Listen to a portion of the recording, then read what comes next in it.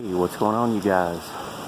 I'm like old Ted Cook. I'm up here in the mountains today. I just watched a video of Ted. He was working up in the mountains, and here I am. Nice little waterfall back in there. Got me a little babbling brook down below me here. And I'm working on a couple of American Standard units under here. I'm kind of in the dark.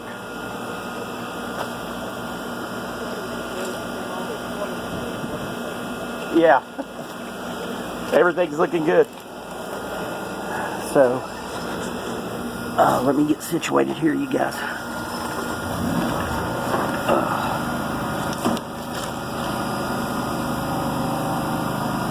Alright, I gotta turn on my good old Nebo Leo flashlight. That thing is my favorite. I did a review on it. Some of y'all might have seen it. Really like this thing. Look at that. Boom!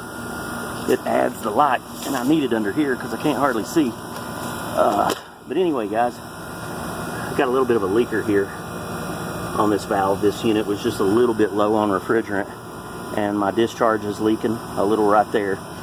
I found that a lot of times you can take your valve core puller and loosen it up until you get that last thread, and as soon as it comes loose and starts to spray a little refrigerant, if you tighten it right back up real quick, a lot of times that'll reseal it.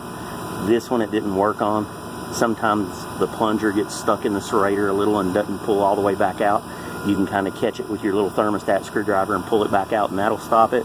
But nothing's really stopping this one, so we're going to get out the old Appion and screw it on here and change out this valve core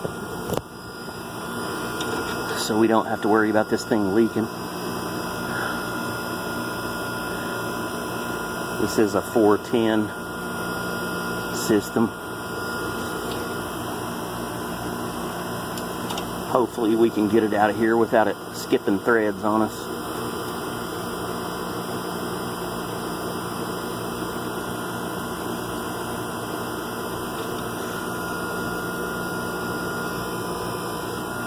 I might even go ahead and pull the disconnect on this one just so we got a little bit less pressure.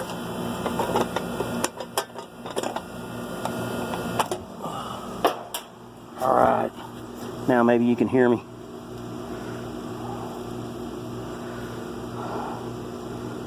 I always hate when these things get hung and caught and they start skipping threads and then they just will not come out. Every now and then you run into one like that. You can't even get it to blow out under pressure. But hopefully this one will come out pretty good for us here. It's kind of hard doing one-handed here.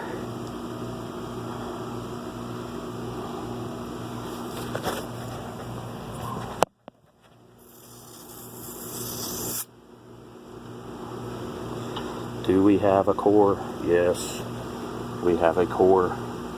Houston, we have a core. Alright, so we're going to get rid of that old thing.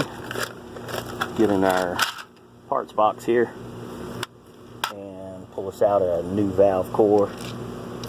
Get us a little Diversitech valve core here.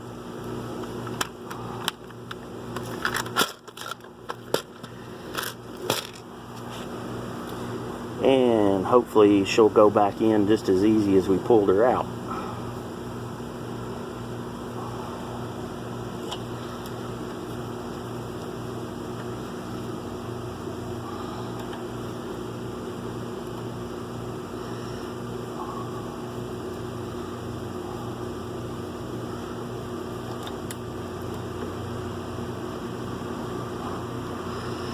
Alright, there.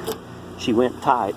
Now, one thing I always do, guys, and it's a pretty good idea to make this a habit. Instead of just going ahead and pulling that thing loose and taking your core remover off of your service port, I always close it off. I take my plunger off, and then I open my ball valve back up to make sure I'm sealed. Because if you go and take that thing off there and it ain't sealed and it's spraying, then you're just shit out of luck. You're going to be in a bad situation. So this one is sealed, so I'm okay to go ahead and pull her off there Then I'll take my plunger, go back up in there, just make sure I am good and tight.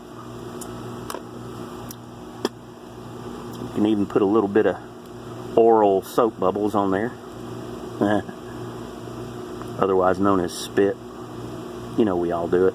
Don't act like you don't. So she's good. She's sealed up. No leaking there anymore. So I'm going to add just a few ounces of refrigerant back to this one. Get her charged up where she needs to be. Got two of them sitting here side by side. That one over there is a dual fuel doing the main level of the house. This is the upstairs heat pump. So we'll go ahead and get finished up on this one. I'm going to enjoy my time up here in these beautiful mountains up here in Roan Mountain, Tennessee. You guys leave me a thumbs up, and I will catch you next time. See ya.